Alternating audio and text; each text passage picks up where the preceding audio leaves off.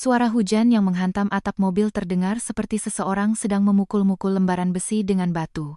Aku memeluk Kirana, wajah mungilnya terbenam di ceruk leherku, seluruh tubuhnya gemetar hebat, bibirnya sudah membiru karena kedinginan. Kami berjongkok di atap SUV, dikelilingi oleh air bah berwarna kuning lumpur yang bergelombang. Gelombang datang silih berganti, menghantam badan mobil hingga bergoyang-goyang. 3 menit yang lalu, Bima mengikatkan tali penyelamat ke pinggangnya. Dia bilang akan berenang ke tempat yang lebih tinggi untuk mencari bantuan, memintaku dan putri kami menunggu di atap mobil. Saat pergi, dia bahkan tidak menoleh ke arah Kirana, hanya meninggalkan pesan, jangan bergerak kemana-mana, tunggu aku kembali. Aku percaya padanya. Aku mencengkeram erat tepi rak atap mobil dengan satu tangan, sementara tangan lainnya memeluk putriku lebih erat. Air hujan mengalir dari rambutku, mengaburkan pandanganku. Aku menyipitkan mata, melihat sosok Bima berjuang berenang di tengah arus.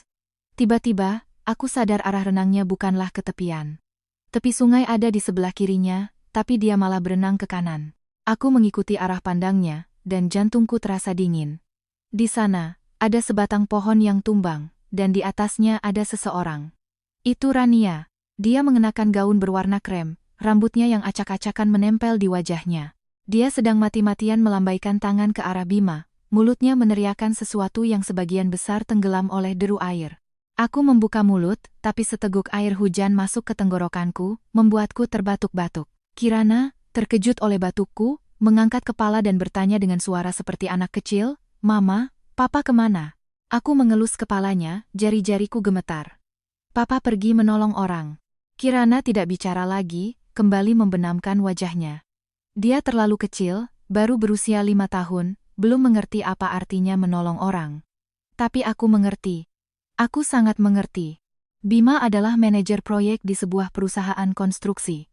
Rania adalah cinta pertamanya di universitas, dan juga putri tunggal dari pemilik perusahaan investor terbesar di perusahaannya. Liburan dengan mobil ini adalah usulan Rania, katanya untuk acara kebersamaan tim proyek. Awalnya aku tidak mau ikut, tetapi Bima berkata ini kesempatan bagus untuk mengajak anak jalan-jalan, jadi aku pun terpaksa setuju. Sekarang aku baru sadar, dia bukan ingin mengajakku dan anakku jalan-jalan, dia ingin menemani Rania. Air bah naik semakin cepat. Aku menunduk melihat permukaan air yang keruh sudah mencapai tepi atap mobil, ombak kecil menyentuh ban. Badan mobil mulai mengeluarkan suara berderit. Aku merogoh saku, mengeluarkan ponsel.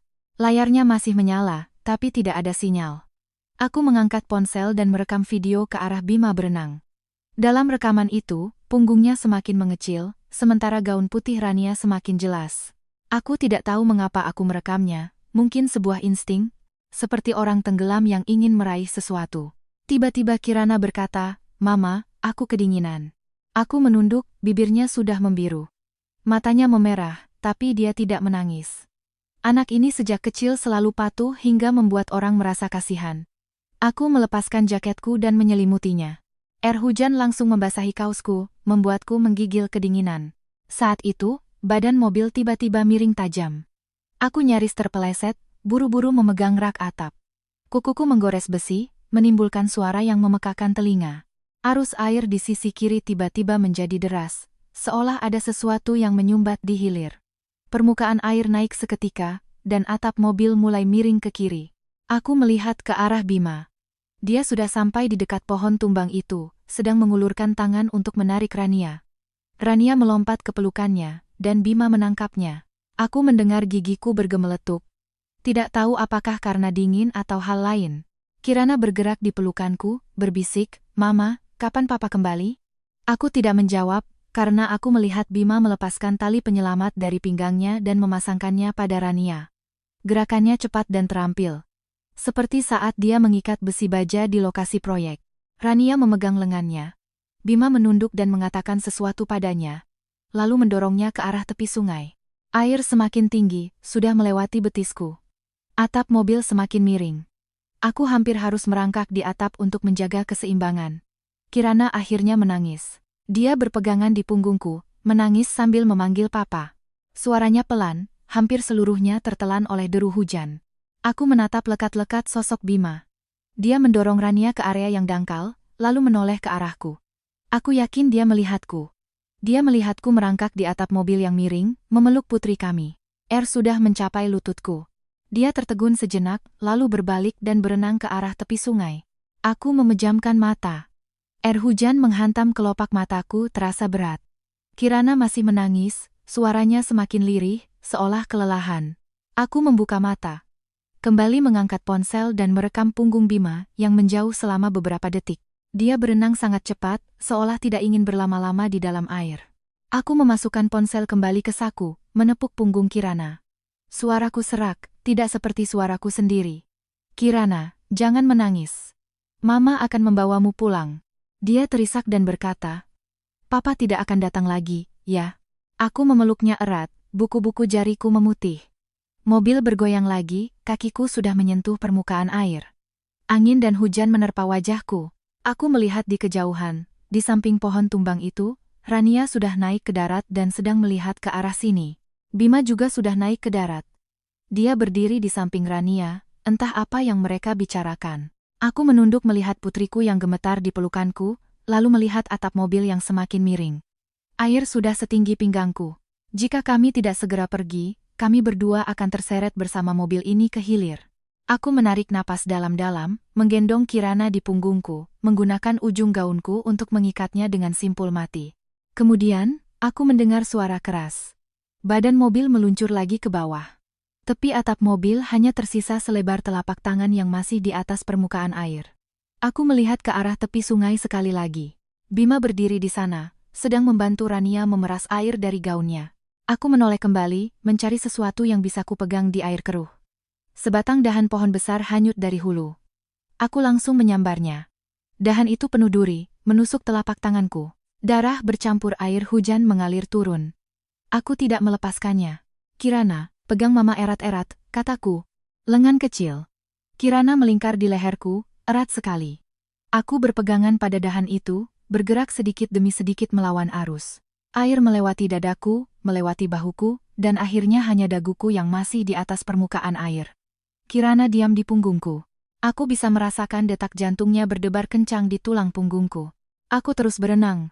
Air sungai dingin dan deras. Dahan di tanganku semakin licin. Aku menggertakkan gigi, 1 kayuhan, 2 kayuhan, 3 kayuhan. Entah sudah berapa lama aku berenang, ujung kakiku akhirnya menyentuh lumpur di dasar sungai. Saat aku naik ke darat, aku terkapar di tanah berlumpur, terengah-engah seperti anjing sekarat. Kirana kulepaskan dari punggungku. Wajah mungilnya pucat pasi, tapi dia masih hidup. Aku berbaring di tanah, air hujan membasahi wajahku. Tiba-tiba aku merasa ingin tertawa. Aku mengeluarkan ponselku, layarnya masih menyala. Aku membuka video itu. Di layar, punggung Bima semakin menjauh, gaun Rania semakin jelas. Aku mengangkat ponsel di depan mataku, menontonnya selama 3 detik, lalu menekan tombol simpan. Dari kejauhan terdengar teriakan Bima. Dia berdiri di seberang sungai, berteriak ke arahku, Widya. Widya. Aku tidak bergerak. Aku berbaring di lumpur, melihatnya berlari-lari panik ke dalam air, lalu ditarik kembali oleh seseorang. Suaranya serak karena berteriak, terdengar seperti tangisan. Tapi aku sama sekali tidak tersentuh. Aku menunduk melihat Kirana di pelukanku. Dia membuka matanya dengan sayu dan bertanya, Mama, Papa memanggil kita? Aku berkata, iya, dia sedang memanggil. Lalu aku memejamkan mata. Hujan masih turun. Air terus naik. Aku mendengar Bima berteriak-teriak di seberang sungai. Tapi aku sudah tidak mau mendengarkan lagi. Karena saat aku merangkak di atap mobil dengan air setinggi pinggang, aku sudah cukup mendengar. Hujan turun seolah langit telah menumpahkan seluruh isinya. Aku terbaring di lumpur, seluruh tubuhku gemetar. Kirana meringkuk di pelukanku, kepalanya terbenam di dadaku, napasnya cepat dan dangkal. Tangan mungilnya mencengkeram kerah bajuku, ujung jarinya memutih, seolah memastikan aku masih hidup. Di seberang sungai, Bima masih berteriak. Suaranya sudah parau, seperti amplas yang digesekkan ke lembaran besi. Tapi aku sudah tidak bisa mendengarnya dengan jelas. Suara air, suara hujan, dan suara angin bercampur menjadi satu. Telingaku berdengung, seolah dipenuhi pasir sungai. Entah berapa lama, seberkas cahaya kuat menyorot wajahku. Aku menyipitkan mata, melihat sebuah perahu karet datang dari hilir. Di haluan perahu, seorang pria berseragam oranye memegang pengeras suara dan berteriak ke arahku, Ibu, Anda tidak apa-apa? Aku mencoba membuka mulut, tapi tenggorokanku terasa seperti digosok amplas. Tidak bisa mengeluarkan suara. Aku mengangkat tangan dan melambai padanya. Perahu karet itu merapat. Beberapa orang melompat turun dan membantuku berdiri dari lumpur. Kirana digendong oleh seorang anggota tim perempuan dan dibungkus selimut. Wajahnya memerah karena demam, matanya setengah terbuka, dan dia bergumam memanggil, "Mama." Aku mencoba menggapainya, tapi kakiku lemas dan aku hampir jatuh berlutut. Saat ditahan, aku melihat lencana di dada pria itu, Danu, komandan tim. Pak Danu membantuku naik ke perahu karet, memberiku sebotol air, dan bertanya, "Hanya Anda sendiri? Ada orang lain?" Aku minum seteguk air, tenggorokanku terasa perih. "Suami saya di seberang," kataku. Pak Danu melihat ke arah yang kutunjuk. Di tengah guyuran hujan, samar-samar terlihat dua sosok berdiri di seberang, satu tinggi dan satu rendah, sedang melambaikan tangan ke arah kami. Pak Danu mengerutkan kening, mengambil walkie-talkie-nya, dan mengatakan beberapa kalimat. Perahu karet berbalik arah menuju seberang. Aku duduk di buritan, memeluk Kirana erat-erat. Saat perahu mendekati tepi seberang, aku melihat Bima berdiri di air setinggi lutut, basah kuyup. Rambutnya menempel di dahi, wajahnya basah oleh air hujan atau air mata, aku tidak bisa membedakannya. Dia melihatku seolah terpaku, bibirnya bergetar. Dia melangkah maju, lalu berhenti. Rania berdiri di belakangnya, mengenakan jaket entah dari mana. Wajahnya pucat seperti bunga yang layu diguyur hujan. Dia melihatku, matanya memerah, bibirnya bergetar seolah ingin mengatakan sesuatu, tapi kemudian menunduk. Pak Danu melirikku, lalu melirik Bima. Sepertinya mengerti sesuatu. Dia tidak banyak bertanya, hanya berkata, "Semuanya naik ke perahu. Kita ke posko pengungsian dulu." Bima berjalan mendekat, ingin menyentuh wajah Kirana. Kirana yang berada di pelukanku tersentak, membenamkan wajahnya ke dadaku, menghindari tangannya. Tangan Bima membeku di udara, jari-jarinya sedikit melengkung. Dia memanggilku, "Widya." Aku tidak menatapnya, hanya menunduk dan mengelus dahi Kirana yang panas sekali. Aku mengangkat kepala dan berkata kepada Pak Danu, "Anak saya demam, harus segera ke rumah sakit." Pak Danu mengangguk dan menyalakan mesin perahu. Bima berdiri di sampingku, membuka mulut, lalu menutupnya lagi. Akhirnya dia berkata dengan suara rendah, "Maafkan aku." Aku mendengarnya, tapi tidak menanggapinya. Aku memeluk Kirana lebih erat, menatap permukaan sungai yang keruh di kejauhan. Hatiku seperti danau yang mati, tanpa riak sedikit pun. Perahu karet tiba di posko pengungsian, sebuah lapangan sekolah dasar di kaki gunung yang penuh dengan tenda dan orang.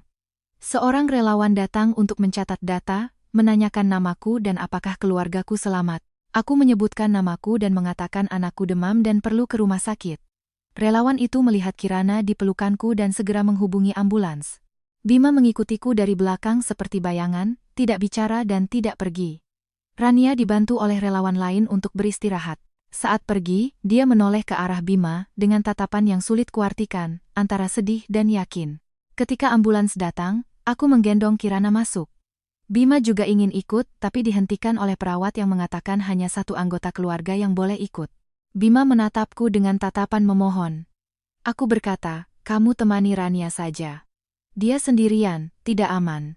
Wajah Bima langsung pucat. Dia berdiri di depan pintu ambulans. Air hujan menetes dari dagunya, bibirnya bergetar seolah ingin mengatakan sesuatu tapi tertahan oleh kata-kataku. Aku memalingkan wajah. Perawat menutup pintu, dan ambulans melaju menembus hujan. Lorong rumah sakit penuh sesak dengan orang, bau desinfektan dan keringat bercampur di udara. Kirana dibawa ke UGD anak. Setelah diperiksa, dokter mengatakan dia menderita infeksi saluran pernapasan atas akut ditambah syok, perlu dirawat di rumah sakit. Aku duduk di samping ranjang, memegang tangan kecil Kirana. Telapak tangannya panas, membuat mataku perih. Terdengar langkah kaki cepat dari luar lorong. Pintu didorong terbuka. Bima berdiri di ambang pintu, basah kuyup dan terengah-engah, sepertinya dia berlari ke sini. Dia melihatku, langkahnya terhenti sejenak, lalu perlahan berjalan mendekat. Dia berdiri di samping ranjang, menatap wajah mungil Kirana yang memerah karena demam, jakunnya naik turun. Dia membuka mulut, suaranya serak parah. "Bagaimana keadaan Kirana?" "Dokter bilang harus dirawat," jawabku. Bima mengangguk, berdiri di sana seolah tidak tahu harus berbuat apa. Dia ingin menyentuh dahi Kirana. "Bajumu basah, jangan sentuh dia," cegahku. Tangannya kembali kaku di udara. Dia melihat pakaiannya yang basah kuyup, lalu berbalik hendak keluar, sepertinya ingin berganti pakaian. Di ambang pintu, dia berhenti lagi, membelakangiku. Suaranya sangat pelan. Widya, aku tadi. Tadi kamu menyelamatkan Rania dulu, potongku. Suaraku begitu tenang hingga aku sendiri terkejut. Aku melihatnya. Punggung Bima menegang. Dia berbalik menatapku, matanya menunjukkan ekspresi yang belum pernah kulihat sebelumnya, antara panik dan takut. Kamu lihat apa? Aku lihat kamu memasangkan tali penyelamat padanya dan mendorongnya ke tepi. Aku lihat kamu menoleh ke arahku sekali, lalu pergi berenang, kataku. Bibir Bima bergetar. Dia melangkah maju, lalu berhenti. Suaranya bergetar. Widya, aku tidak sengaja. Rania. Dia tersangkut dahan pohon, kakinya. Kamu hanya menyelamatkannya dulu, ulangku, menatap wajah mungil Kirana. Aku mengerti. Situasinya saat itu memang dia lebih berbahaya. Kamu tidak salah. Bima tercengang. Dia mungkin tidak menyangka aku akan mengatakan ini. Dia membeku di tempat, seolah ada yang menyumbat tenggorokannya. Aku mengangkat mata menatapnya. Pergilah ganti bajumu. Jangan sampai kamu sakit. Bima berdiri di sana menatapku lama sekali. Dia sepertinya ingin mengatakan sesuatu, tapi akhirnya hanya berbalik dan pergi. Saat pintu ditutup, aku mendengar suara pelan dari lorong, seperti seseorang bersandar di dinding dan perlahan-lahan merosot ke bawah. Aku tidak melihat. Aku menunduk dan mengelus dahi Kirana. Dia demam tinggi dan mengigau, bibirnya kering pecah-pecah. Aku menempelkan telingaku, mendengarnya bergumam tidak jelas, "Papa, peluk." Tanganku berhenti sejenak, lalu dengan lembut menepuk punggungnya. "Papa di sini." Kirana anak baik, tidur ya. Aku tidak tahu siapa yang sedang kubohongi. Mungkin dia, mungkin diriku sendiri. Keesokan paginya, demam Kirana sedikit turun. Dokter berkata, observasi 1 hari lagi, lalu bisa pulang. Aku keluar membeli bubur. Saat melewati ruang perawatan di ujung lorong, aku mendengar suara seorang wanita dari dalam, terdengar seperti tangisan. "Bima, jangan pedulikan aku lagi. Pergilah temui istri dan anakmu. Aku bisa sendiri." Itu suara Rania. Langkahku terhenti sejenak, tapi tidak berhenti. Aku terus berjalan. Setelah membeli bubur dan kembali, pintu ruang perawatan itu terbuka. Aku melihat Bima duduk di samping tempat tidur, memegang apel yang baru dikupas setengahnya, menunduk tanpa bicara. Rania bersandar di bantal, wajahnya pucat, matanya merah. Melihatku berdiri di pintu, dia seperti terkejut, buru-buru menyeka matanya dan memanggil, "Kak Widya." Aku mengangguk. "Istirahatlah yang baik." Lalu aku berbalik dan pergi. Bima mengejarku, memegang pergelangan tanganku di lorong. Jari-jarinya dingin, cengkramannya membuatku sedikit sakit.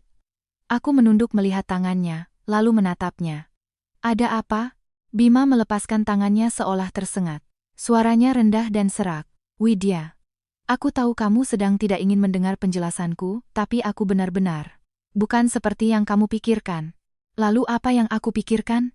tanyaku. Dia membuka mulut, lalu menutupnya lagi. Aku menatapnya, tiba-tiba merasa orang ini sangat asing. Aku menikah dengannya selama 5 tahun, punya seorang putri, tidur seranjang selama 5 tahun. Tapi saat ini, aku berdiri di hadapannya seolah baru pertama kali mengenalnya. Aku berbalik dan pergi, kembali ke kamar Kirana. Aku meletakkan bubur di meja nakas, duduk di tepi ranjang, mengeluarkan ponsel dan membuka video itu. Di layar, punggung Bima semakin menjauh, gaun Rania semakin jelas. Aku menontonnya beberapa detik, lalu menekan jeda. Layar berhenti tepat di saat Bima menoleh. Wajahnya kabur di tengah hujan, tapi aku ingat ekspresinya. Dia tertegun sejenak, lalu berbalik dan pergi. Aku mengunci layar dan meletakkan ponsel kembali di saku.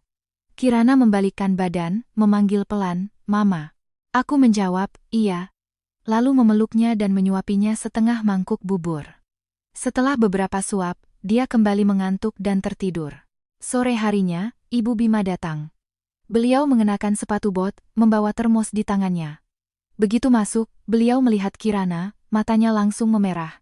"Cucuku sayang, kasihan sekali."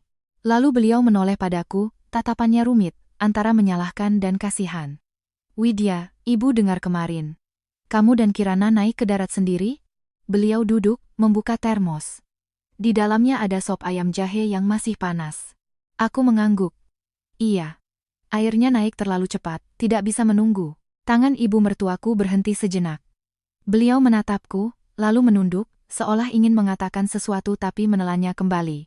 Setelah beberapa saat, beliau berkata, soal kejadian semalam, ibu sudah dengar, Bima. Dia juga punya kesulitannya sendiri.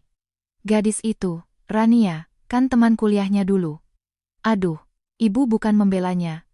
Ibu hanya ingin bilang, kalian selesaikan baik-baik, jangan sampai. Ibu, potongku dengan suara pelan. Siapa itu Rania? Ibu mertuaku tertegun. Beliau menatapku, seolah tidak menyangka aku akan bertanya seperti itu. Beliau membuka mulut, lalu menutupnya lagi. Setengah jam kemudian, baru berkata, dia, teman kuliah Bima. Dulu sempat ke luar negeri, baru 2 bulan ini kembali. Katanya ayahnya investor di perusahaan Bima. Aku mengangguk. Oh, investor. Ibu mertuaku sepertinya sadar sudah salah bicara, buru-buru mengalihkan pembicaraan. Pokoknya, ibu hanya mau bilang, kalian sebagai suami istri bicara baik-baik. Jangan bertengkar. Kirana masih kecil, tidak bisa tanpa ayah. Aku menunduk menatap bubur di mangkuk, tidak menjawab. Ibu mertuaku duduk sebentar lagi, membicarakan hal-hal yang tidak penting, lalu membawa termosnya pergi. Saat sampai di pintu, beliau menoleh lagi padaku, seolah ingin mengatakan sesuatu tapi akhirnya tidak jadi. Setelah pintu tertutup, aku duduk di tepi ranjang, menatap wajah mungil Kirana. Pikiranku terus mengulang kalimat ibu mertuaku. Ayah Rania adalah investor di perusahaan Bima. Aku mengeluarkan ponsel, mengirim pesan ke Dewi. Tolong cek catatan perubahan kepemilikan saham perusahaan Bima baru-baru ini. Dewi cepat membalas. Ada apa? Tidak apa-apa, hanya ingin tahu saja, jawabku. Dewi membalas dengan kata, oke, lalu menambahkan. Kapan kamu kembali? Ada yang ingin kubicarakan. Melihat pesan itu, hatiku tiba-tiba merasa tidak enak, seperti ada sesuatu yang perlahan muncul ke permukaan. Aku baru akan membalas, Kirana tiba-tiba terbangun. Dia membuka mata, menatapku dengan bingung, dan memanggil, Mama. Aku meletakkan ponsel, menunduk dan mencium dahinya. Demamnya sudah turun, wajahnya kembali merona. Matanya yang jernih menatapku. Tiba-tiba dia berkata, Mama, di ponsel Papa ada foto tante-tante. Aku tertegun. Aku menatapnya, suaraku sedikit bergetar. Tante apa? Kirana memiringkan kepala, seolah mengingat-ingat. Itu. Yang pakai gaun merah. Waktu itu aku main ponsel Papa, aku lihat. Di layar ponsel Papa ada fotonya. Aku duduk di tepi ranjang. Hujan masih turun di luar jendela. Dari lorong terdengar suara perawat mendorong troli. Setelah mengatakan itu, Kirana tertidur lagi. Napasnya teratur, wajah mungilnya kemerahan. Aku duduk di sana, memegang ponsel di tangan. Layarnya menyala dan mati berulang kali. Aku menatap hujan yang kabur di luar jendela, pikiranku terus mengulang kata-kata Kirana. Di layar ponsel Papa ada fotonya. Aku memejamkan mata, menarik napas dalam-dalam, lalu membukanya lagi. Layar ponsel menyala, pesan dari Dewi. Sudah ketemu. 3 bulan lalu, ada penambahan gadai saham di perusahaan Bima. Penerima gadai adalah Prakoso Investama. Direktur utamanya bernama Prakoso. Kamu kenal? Aku menatap pesan itu, jari-jariku berhenti di atas keyboard untuk waktu yang lama. Hujan di luar jendela seolah tidak akan pernah berhenti. Aku menunduk melihat Kirana yang tertidur, lalu melihat baris kata di layar ponsel. Tiba-tiba aku merasa sangat dingin. Bukan karena AC, bukan karena hujan. Aku mengetik sebaris kata, apakah Prakoso itu ayahnya Rania? Saat pesan dari Dewi datang, hujan deras ketiga sedang turun di luar. Aku menatap nama Prakoso di layar, ujung jariku terasa dingin seolah ada yang memasukkan pecahan es ke tengkukku. Aku menarik napas dalam-dalam, mengetik baris itu. Apakah Prakoso itu ayahnya Rania? Dewi menjawab dengan cepat, kamu kenal Rania? Aku tidak menjawab langsung, hanya berkata, terus selidiki aliran dana antara Prakoso Investama dan perusahaan Bima, semakin detail semakin baik. Dewi terdiam beberapa detik, lalu mengirim pesan suara. Aku membukanya. Suaranya ditekan, terdengar khas seorang pengacara yang menahan diri. Widya, saat aku memeriksa perusahaan Bima, aku menemukan sesuatu yang tidak beres. Di pembukuan perusahaannya, ada pinjaman sebesar 6 miliar rupiah dengan alasan untuk perputaran proyek, tapi penerimanya adalah sebuah perusahaan cangkang di bawah Prakoso Investama. Uang ini keluar 3 bulan lalu, bunganya sangat tinggi. Aku memegang ponsel, buku-buku jariku memutih. 3 bulan lalu. 3 bulan lalu Bima setiap hari pulang sangat larut, katanya sedang mengejar target proyek. Aku menghangatkan makan malamnya 3 kali, tapi dia tidak menyentuhnya sama sekali, hanya berkata, kamu tidur duluan saja. Saat itu aku pikir dia lelah. Ternyata bukan lelah, tapi merasa bersalah. Aku membalas. Terus selidiki, lihat apakah uang itu mengalir kembali. Dewi berkata, sudah dalam penyelidikan. Kamu di sana bagaimana? Kirana sudah baik kan? Aku menunduk melihat Kirana yang meringkuk di ranjang rumah sakit. Demamnya sudah turun, wajahnya kembali merona, sedang memegang ujung bajuku sambil tidur nyenyak. Sudah lebih baik, jawabku. Dewi, aku berencana untuk cerai. Setelah pesan itu terkirim, aku menatap layar. Jantungku berdebar kencang, seolah ada sesuatu yang akhirnya kuucapkan, dan ada sesuatu di hatiku yang benar-benar hancur. Dewi tidak langsung membalas. Sekitar 2 menit kemudian, dia mengirim pesan. Baik, aku akan membantumu. Hanya 2 kata itu, mataku tiba-tiba terasa panas. Aku segera mendongak, menatap lampu neon di langit-langit, menahan air mata agar tidak jatuh. Aku tidak boleh menangis. Kirana masih terbaring di sini. Masih banyak yang harus kuselesaikan. Sore itu, Bima akhirnya datang. Dia berdiri di pintu kamar, masih mengenakan kemeja yang kusut karena hujan, rambutnya acak-acakan, di bawah matanya ada lingkaran hitam. Dia membawa sekantong buah, berdiri di sana seolah tidak berani masuk. Aku menatapnya sekilas, lalu kembali memotong apel untuk Kirana.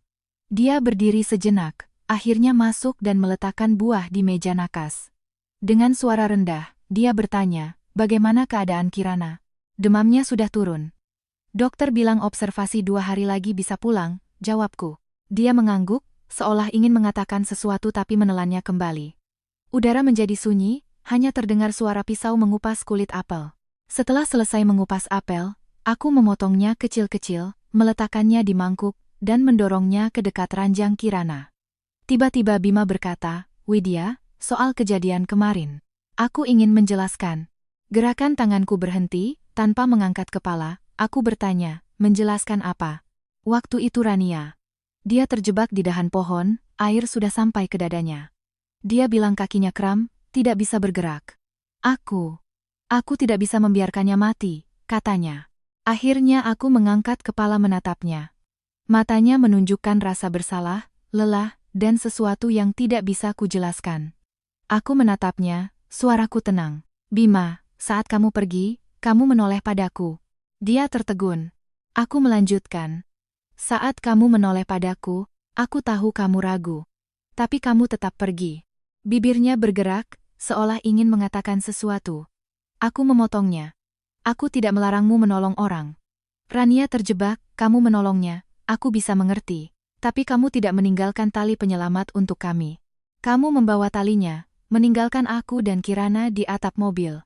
Wajah Bima berubah. Dia berkata pelan. Waktu itu aku berpikir, aku akan menolong Rania dulu, lalu segera kembali menjemput kalian. Aku tersenyum, senyum yang sangat tipis, seperti lapisan es tipis yang retak. Saat kamu kembali, atap mobil sudah kosong. Tubuhnya menegang. Aku menunduk menatap pisau apel di tanganku, suaraku pelan seolah berbicara pada diri sendiri. Bima, kamu tahu betapa takutnya aku saat Kirana tenggelam? Dia di punggungku, wajahnya membiru. Aku satu tangan memegang dahan, satu tangan menepuk punggungnya, sambil terus memanggil namanya. Setelah dia memuntahkan air dan menangis hua, baru aku berani menangis. Mata Bima memerah. Dia melangkah maju, seolah ingin memelukku. Aku mundur sedikit. Tangannya membeku di udara. Pergilah. Kirana masih tidur, kataku. Dia tidak bergerak, hanya berdiri di sana sejenak, lalu dengan suara serak berkata, Widya, aku tahu aku salah. Beri aku satu kesempatan. Bima, potongku. Aku mau bertanya satu hal padamu. Jawab dengan jujur. Dia menatapku, matanya menunjukkan sedikit ketegangan. Kamu menyimpan foto Rania di ponselmu, kataku. Wajahnya langsung pucat. Dia tanpa sadar menyentuh saku celananya, lalu menarik tangannya kembali seolah tersengat. Dia membuka mulut, lama sekali baru berkata, itu.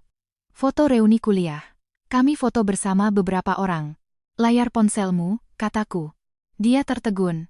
Aku menatapnya, suaraku tenang. Kirana bilang di layar ponselmu ada foto tante yang pakai gaun merah. Kamar menjadi sunyi, hanya terdengar suara tetesan infus. Bibir Bima bergerak, seolah ingin menjelaskan, tapi tidak ada satu kata pun yang keluar. Aku menunduk, meletakkan pisau apel kembali di meja. Pergilah. Kalau Kirana bangun, aku akan memberinya makan. Bima berdiri di sana, sepertinya masih ingin mengatakan sesuatu. Saat itu, pintu kamar didorong terbuka. Seorang wanita bergaun hitam berdiri di pintu. Riasannya rapi, wajahnya pucat, membawa seikat bunga lili. Dia menatap Bima, suaranya lemah dan lembut. Bima, aku dengar Kirana dirawat di sini. Aku datang menjenguknya. Aku menoleh. Rania. Rambutnya tergerai, wajahnya memang tidak sehat, ada bekas luka di tulang pipinya. Seluruh penampilannya seperti bunga putih yang layu diguyur hujan. Dia berdiri di pintu, pandangannya melewati Bima dan jatuh pada Kirana di tempat tidur, matanya menunjukkan kepedulian yang pas. Bima tertegun, tanpa sadar bergeser ke samping. Rania masuk, meletakkan bunga lili di meja nakas, lalu menoleh padaku, suaranya penuh permintaan maaf. Widya, kemarin benar-benar maaf. Kalau bukan karena aku, Bima tidak akan. Mbak Rania, potongku dengan tenang. Kakimu kram, dia pergi menolongmu, aku mengerti. Kamu tidak perlu minta maaf. Ekspresi Rania terhenti sejenak, seolah tidak menyangka aku akan begitu tenang. Dia cepat-cepat menunjukkan senyum lemah dan penuh maaf.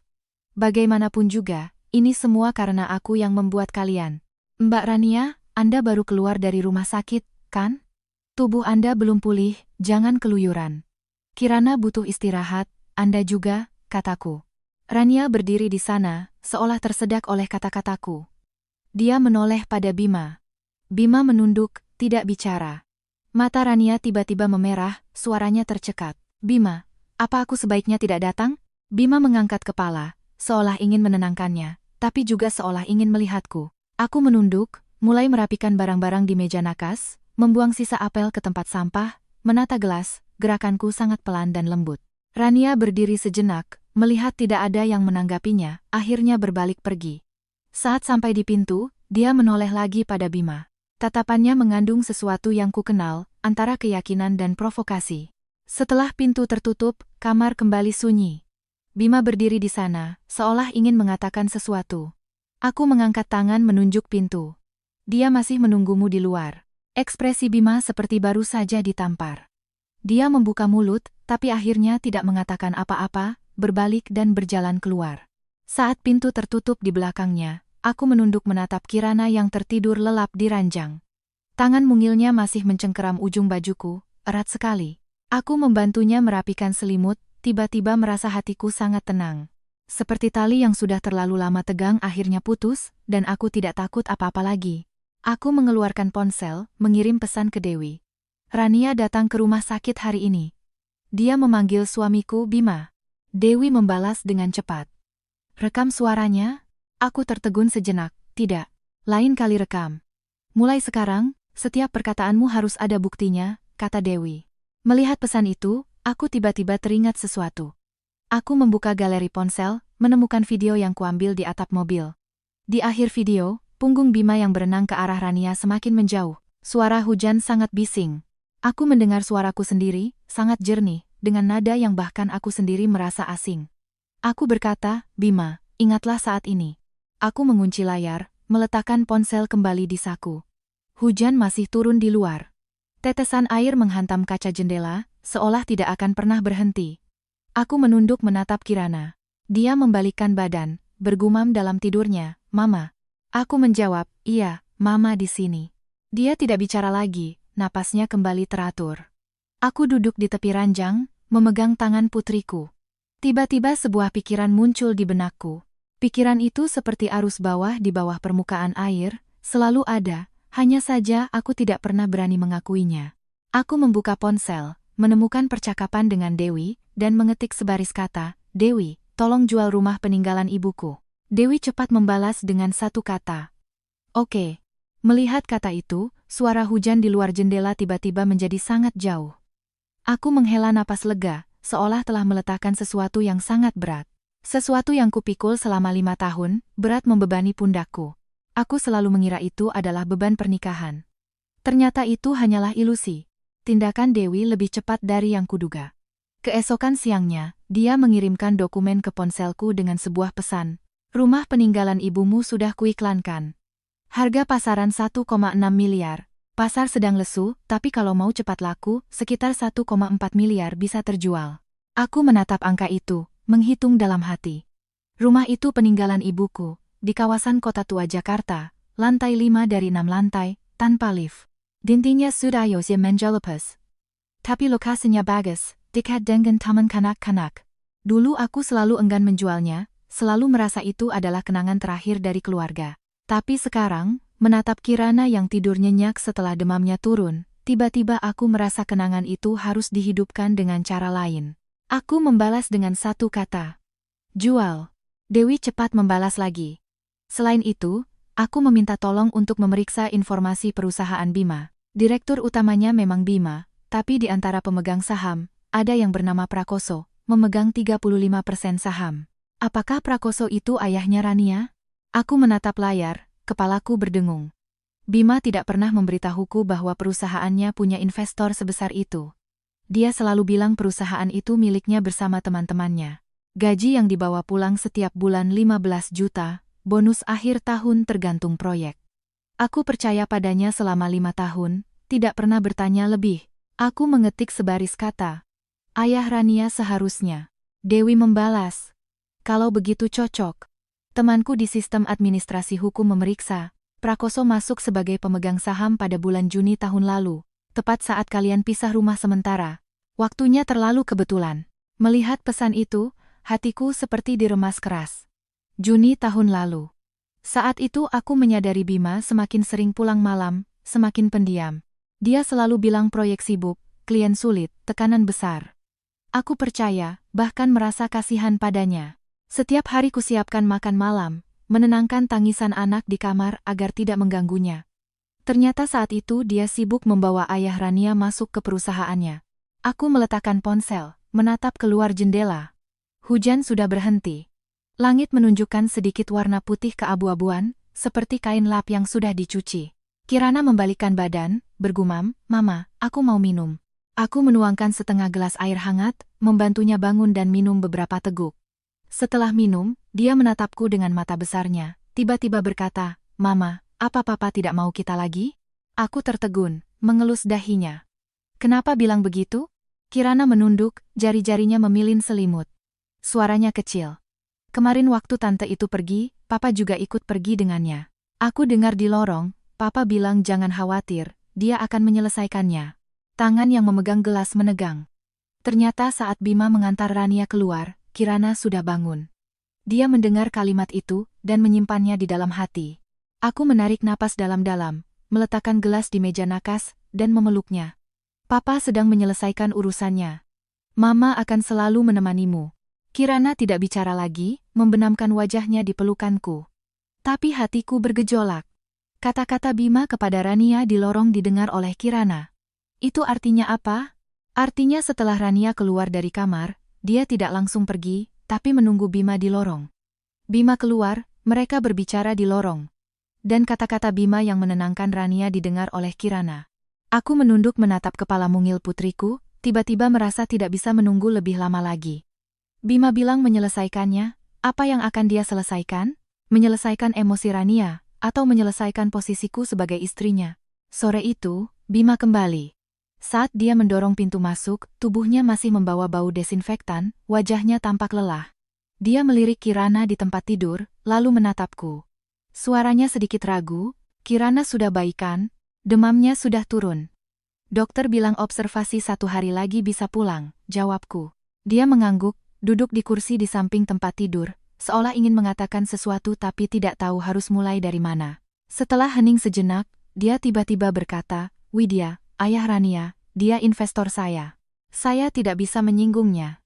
Aku menatapnya tanpa menjawab. Dia seolah terdesak oleh keheninganku, suaranya sedikit meninggi.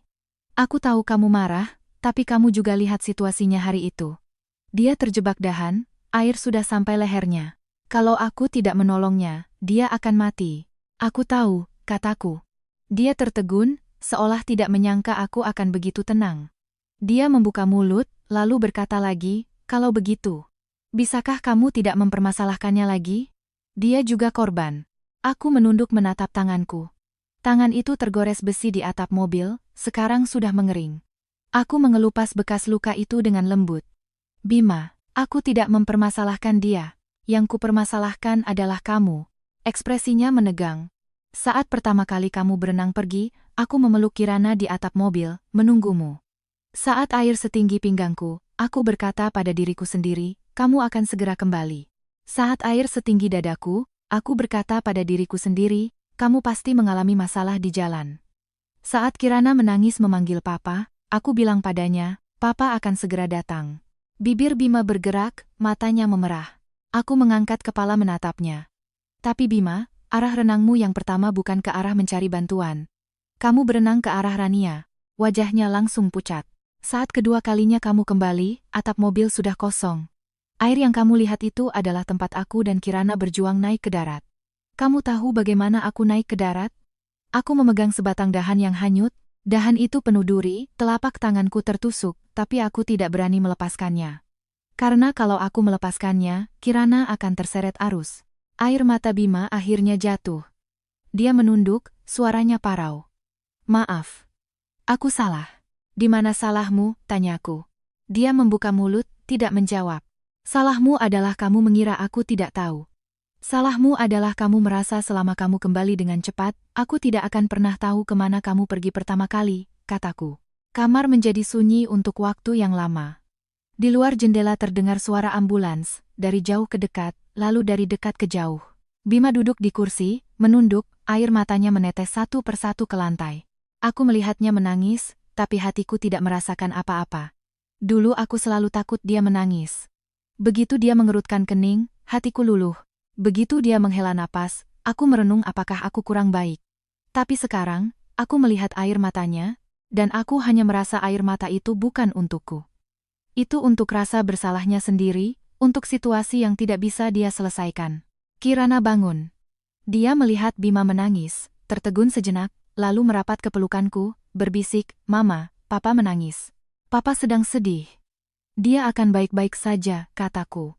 Kirana melihat Bima, lalu melihatku, tiba-tiba berkata, Papa, kenapa tante yang di ponselmu itu selalu menangis? Bima tiba-tiba mengangkat kepala, wajahnya merah dan putih. Kirana, kamu bilang apa? Waktu itu aku lihat, tante di ponselmu itu menangis. Kamu mengusap air matanya, terus memeluknya, kata Kirana. Wajah Bima pucat pasi. Dia menatapku, bibirnya bergetar, seolah ingin menjelaskan tapi tahu penjelasan sudah tidak ada gunanya. Aku menatap matanya, suaraku sangat pelan. Bima, kamu memeluknya. Dia membuka mulut, itu.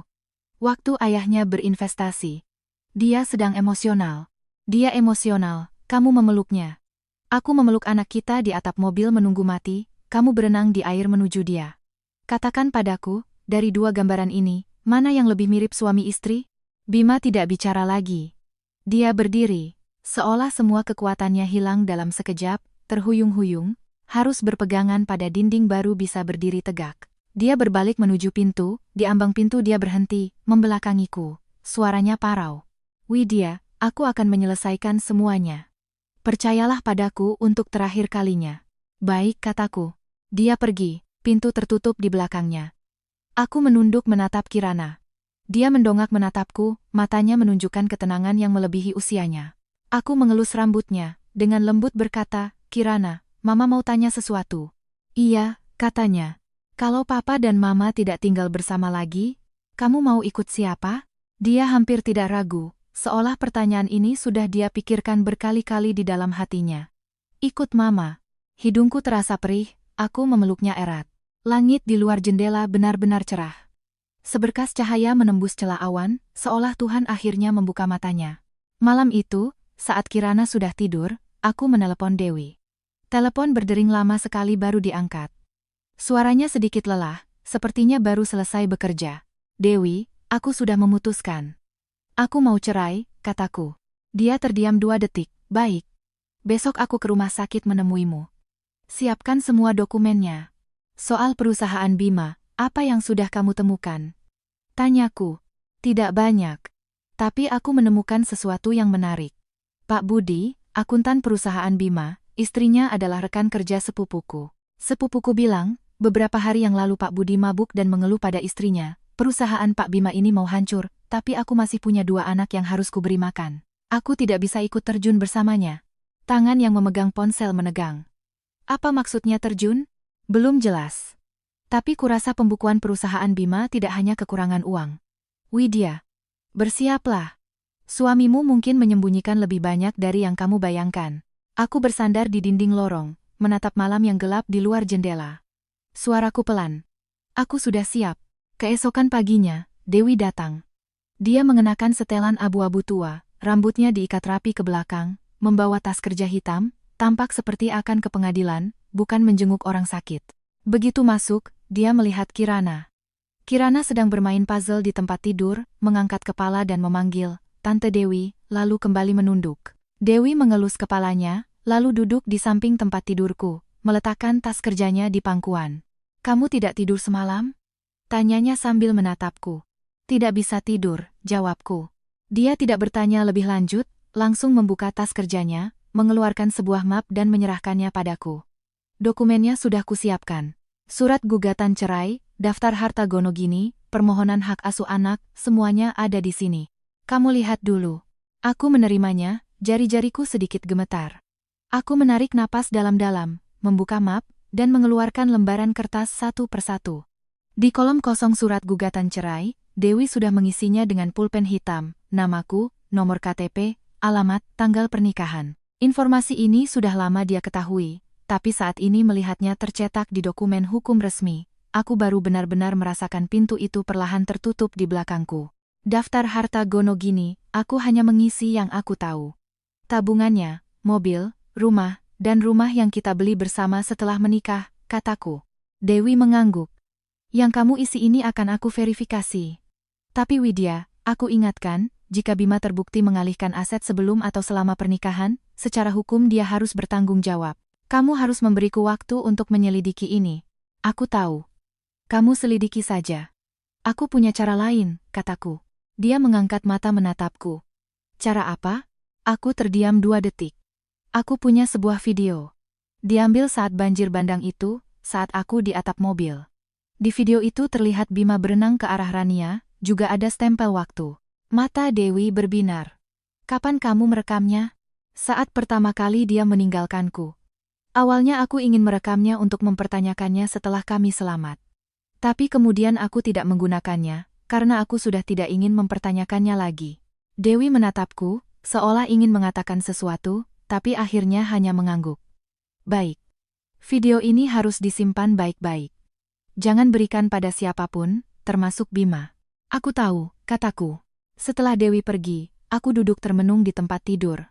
Puzzle Kirana sudah selesai setengah. Dia mengangkat kepala dan bertanya, "Mama, apa Papa akan datang hari ini?" Tidak tahu. Kirana kangen Papa? Dia berpikir sejenak, menggeleng, lalu mengangguk. Aku ingin dia memelukku. Tapi aku tidak mau dia menemui tante itu. Hatiku terasa perih. Aku memeluknya. Kirana, Mama sudah bilang, urusan orang dewasa anak-anak tidak perlu khawatir. Tenang saja, Mama akan melindungimu. Dia bergumam pelan di pelukanku. Sore itu, ibu mertuaku datang. Beliau mengenakan kemeja lengan pendek berwarna biru tua, rambutnya disisir rapi, membawa termos di tangannya. Begitu masuk, beliau melihat Kirana, lalu duduk di samping tempat tidurku, membuka termos. Di dalamnya, ada bubur millet yang kental. Kamu sudah menderita. Ibu buatkan sedikit bubur, minumlah, katanya. Aku menerima termos itu, mengucapkan terima kasih. Beliau duduk di sana, menatap Kirana, lalu menatapku, ragu-ragu. Aku tahu apa yang ingin dikatakannya. Benar saja, setelah hening sejenak, beliau berkata, "Widya, ibu tahu kali ini Bima salah. Ibu juga sudah memarahinya. Tapi lihatlah Kirana masih kecil. Kalau kalian benar-benar cerai, bagaimana nasib anak ini? Bu, Kirana akan ikut saya. Saya tidak akan membiarkannya menderita," kataku. Ibu mertuaku menghela napas. Bukan itu maksud ibu. Maksud ibu, laki-laki, kadang-kadang bisa hilaf. Gadis itu, Rania, ibu juga tahu, Bima pernah pacaran dengannya waktu kuliah. Tapi itu kan sudah masa lalu. Bima, bagaimanapun juga, tidak akan meninggalkan kamu dan Kirana. Aku meletakkan termos, menatap mata ibu mertuaku. Bu, hari itu di gunung, air sudah setinggi pinggang saya. Kirana di punggung saya, kedinginan sampai menggigil. Saya meneleponnya belasan kali, tidak ada satupun yang diangkat. Kemudian saya melihatnya, dia berenang ke arah Rania.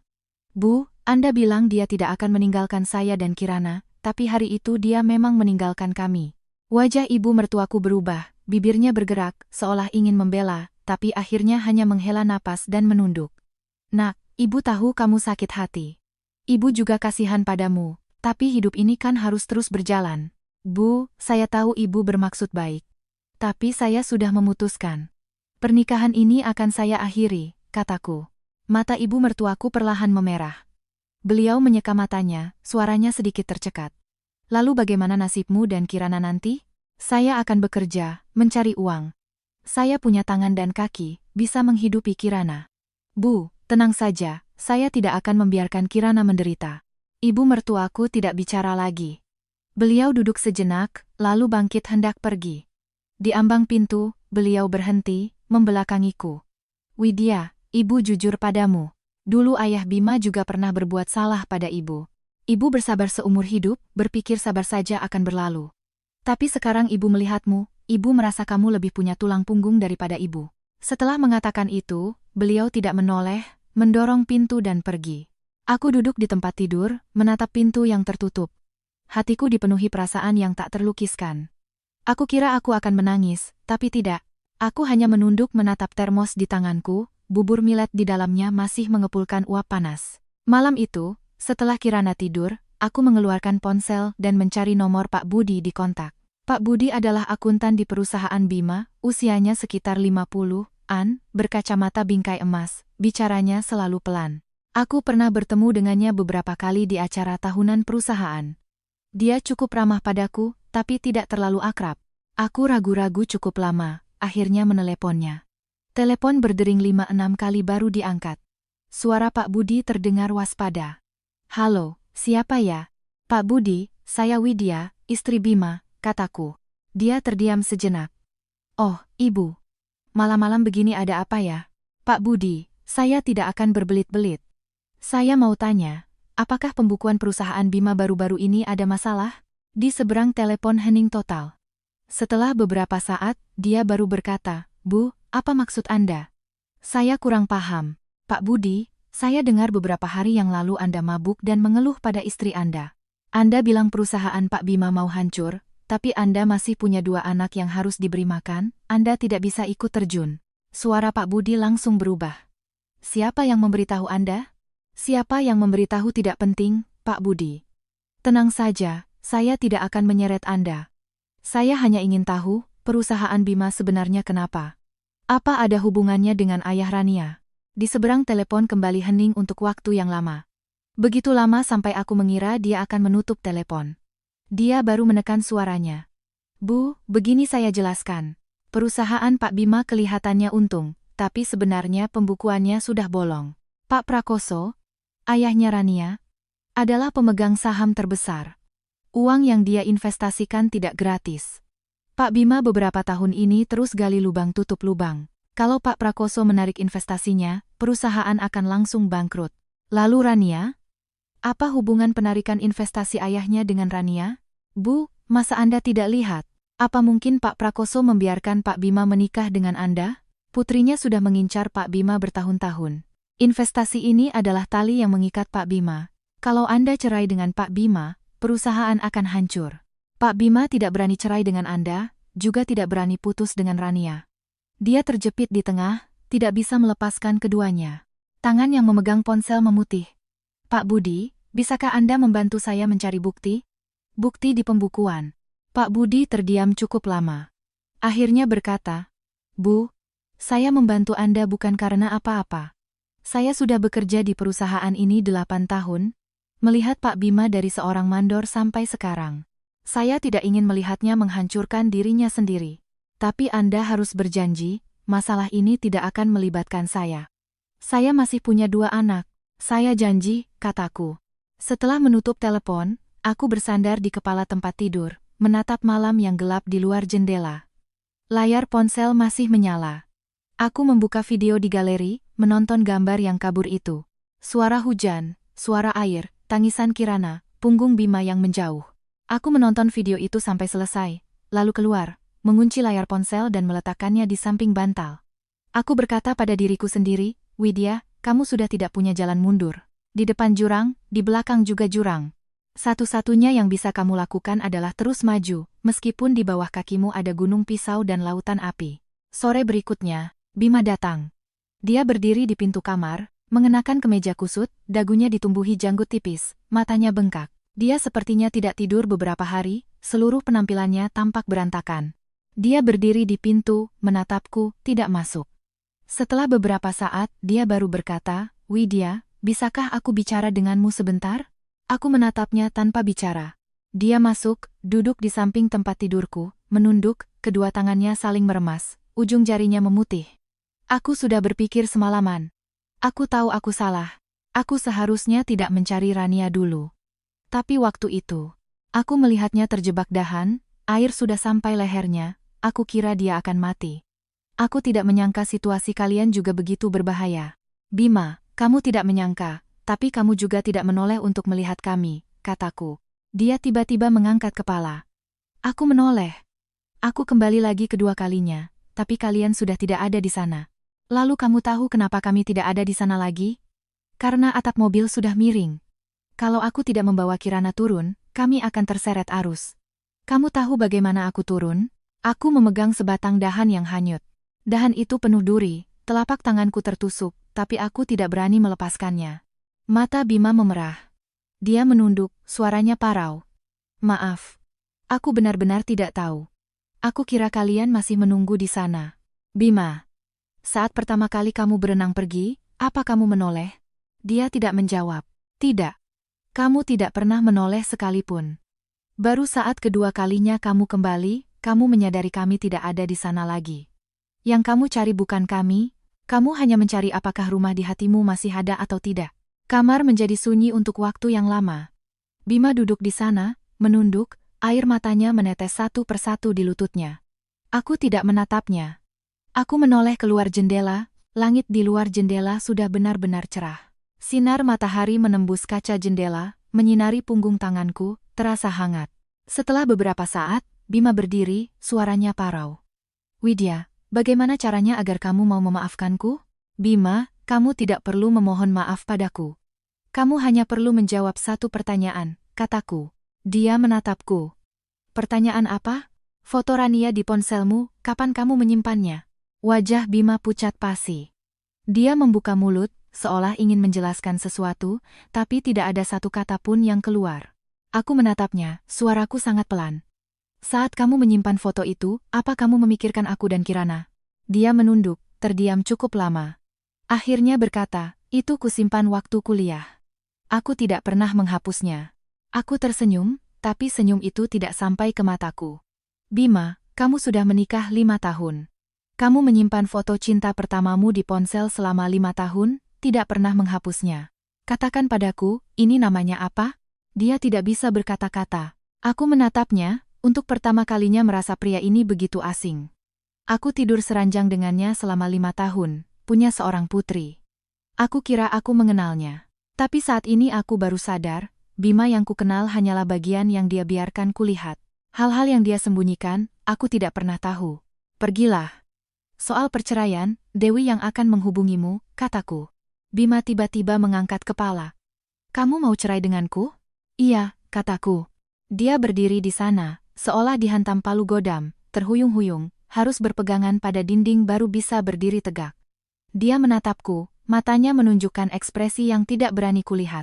Suaranya parau. Widya, beri aku satu kesempatan lagi. Aku janji, mulai hari ini aku akan putus hubungan dengan Rania. Apapun yang kamu minta akan kulakukan.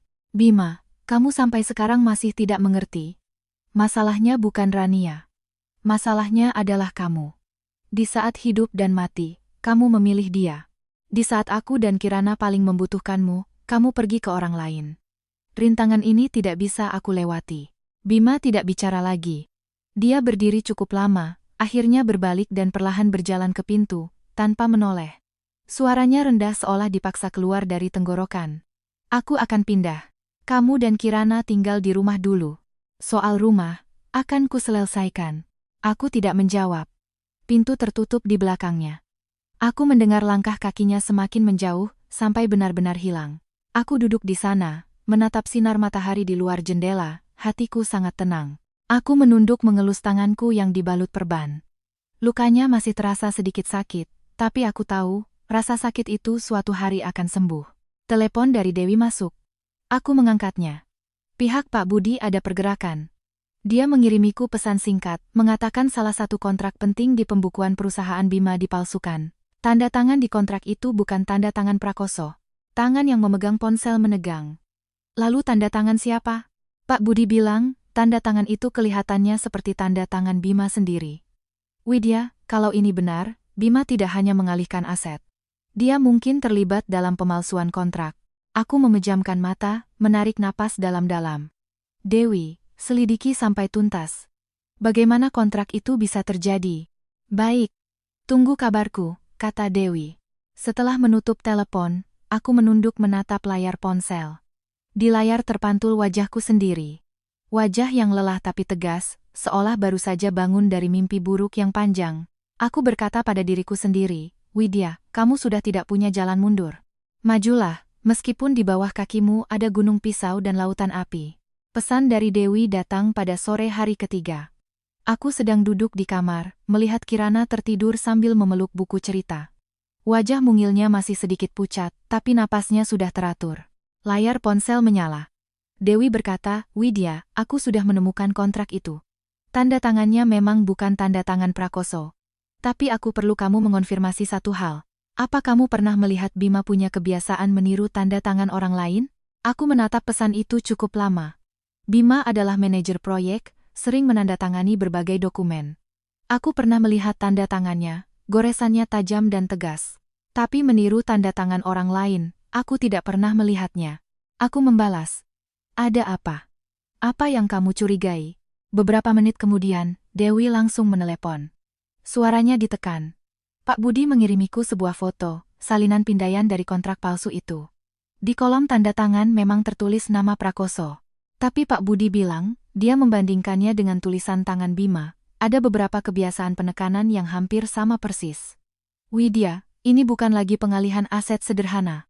Kalau Bima benar-benar memalsukan tanda tangan Prakoso, berarti Prakoso sama sekali tidak tahu. Uang ini Bima ambil sendiri. Tangan yang memegang ponsel, ujung jariku sedikit dingin. Lalu uang Prakoso, apa benar-benar masuk ke perusahaan Bima? Dewi terdiam sejenak. Masalahnya di sini. Pak Budi bilang di pembukuan perusahaan ada pemasukan sebesar 6 miliar rupiah dengan keterangan investasi dari Prakoso. Tapi, Prakoso sendiri tidak pernah menandatangani perjanjian investasi apapun. Dengan kata lain, uang ini mungkin Bima ambil dari tempat lain untuk menutupi, atau mungkin Prakoso diam-diam memberikannya, tapi Bima memalsukan perjanjian untuk membuat investasi ini sah. Otakku berputar cepat. Kalau begitu, Bima sedang menipu Prakoso. Tapi Prakoso adalah investor terbesar, untuk apa Bima menipunya? Coba pikirkan. Perusahaan Bima kan diambang kebangkrutan? Kalau dia bisa menunjukkan perjanjian investasi 6 miliar rupiah dari Prakoso, orang luar akan mengira perusahaannya punya sandaran kuat. Bank juga mau memberikan pinjaman. Dia menggunakan nama Prakoso untuk menjamin dirinya sendiri. Aku tiba-tiba memejamkan mata. Bima, nyalimu benar-benar besar. Kamu bahkan berani memalsukan tanda tangan investor terbesarmu. Apalagi yang tidak berani kamu lakukan? Setelah menutup telepon, aku duduk di tepi ranjang, menatap wajah mungil Kirana yang tertidur lelap. Dia membalikkan badan, bergumam, Mama. Aku dengan lembut menepuk punggungnya. Dia menjadi tenang dan kembali tidur. Aku berkata pada diriku sendiri, harus lebih cepat. Bima sekarang masih berusaha memulihkan hubungan denganku, ini saat kewaspadaannya paling rendah. Kalau sampai dia sadar aku sedang menyelidiki keuangannya, dia pasti akan menghancurkan semua bukti. Aku mengambil ponsel, mengirim pesan ke Dewi. Bantu aku buat janji dengan agen properti. Besok sore aku mau melihat rumah peninggalan ibuku. Dewi cepat membalas. Oke. Oh ya, Widya, Rania sore ini keluar dari rumah sakit. Sebelum pergi, dia sempat ke kantor Bima. Aku tertegun. Dia ke kantor Bima untuk apa? Aku juga tidak tahu. Tapi Pak Budi bilang, waktu masuk dia membawa sebuah map. Waktu keluar, map itu sudah kosong. Tangan yang memegang ponsel, hatiku merasa tidak enak. Rania keluar dari rumah sakit, Hal pertama yang dilakukannya adalah ke kantor Bima, membawa map. Dia mau apa? Mengantar sesuatu untuk Bima, atau mengambil sesuatu? Aku teringat sosok Rania. Dia tidak pernah melakukan sesuatu tanpa tujuan. Selama di rumah sakit setelah insiden itu, dia kelihatannya selalu menunjukkan kelemahan. Tapi setiap langkahnya penuh perhitungan. Aku sedang berpikir, pintu kamar didorong terbuka. Aku mengangkat kepala, ternyata ibu mertuaku. Beliau membawa termos, wajahnya menunjukkan senyum yang sedikit tidak wajar. Widya, ibu buatkan sup untukmu. Kamu 2 hari ini sudah bekerja keras. Aku segera berdiri. Bu, tidak usah repot-repot. Kirana sudah turun demamnya. Ibu mertuaku meletakkan termos di meja, melirik Kirana yang tertidur, menghela napas. Anak ini kasihan sekali. Kamu juga, kurusan. Beliau duduk di tepi ranjang, setelah menimbang-nimbang cukup lama, baru berkata, Widya, ibu tahu kali ini Bima salah, soal Rania itu, ibu juga sudah dengar, teman kuliahnya. Tapi ibu mau jujur padamu, Bima ini hatinya tidak jahat, hanya kadang-kadang kurang bisa mengambil keputusan. Aku tidak menjawab.